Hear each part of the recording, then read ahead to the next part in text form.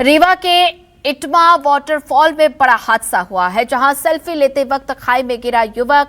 प्रयागराज से घूमने आया युवक हादसे का शिकार हुआ। पैर फिसलने से तेज बहाव में एसडीआरएफ और पुलिस टीम का सर्च ऑपरेशन फिलहाल जारी है। नदी और आसपास के इलाके में चलाया जा रहा सर्च ऑपरेशन इटमा वाटरफॉल में पहले भी कई हादसे हो चुके हैं। प्रशासन ने पर्यटकों से सेल्फी लेते समय सतर्क रहने की भी अपील की है।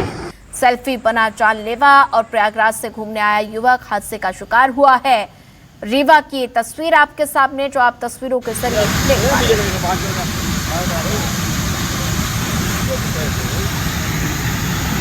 हैं। हम लोग वहाँ से आए यहाँ घूमने के लिए, नहाने आए थे, लेकिन नहाना हम लोग दूसरी जगह था। यहाँ खाली घूमने आए थे। हम लोग घूमने आए, 4 व्हीलर से आए, गाड़ी खड़ी की है यहाँ हम लोग ने।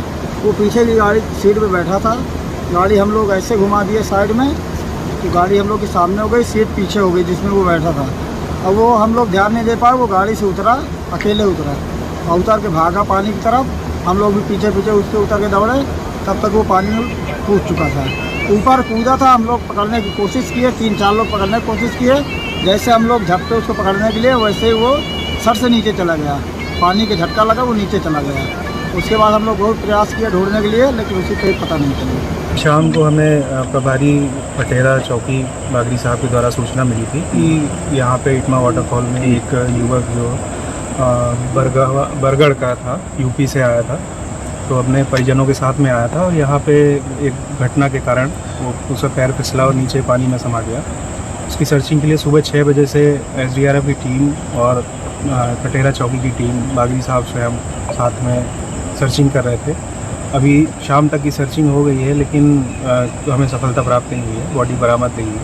हमने कॉम्बिंग सर्चिंग करवाई है। इसके साथ में बोट के माध्यम से हमने पटेरा में जो पुल है उसके नीचे नदी में भी सर्चिंग करवाई है, टमस में, जहाँ पे ये भड़रा वाला जो इटमा वाटरफॉल का जो पानी जो है टमस में जहाँ मिलता है, वहाँ तक हमने पूरी सर्चिंग करवाई है।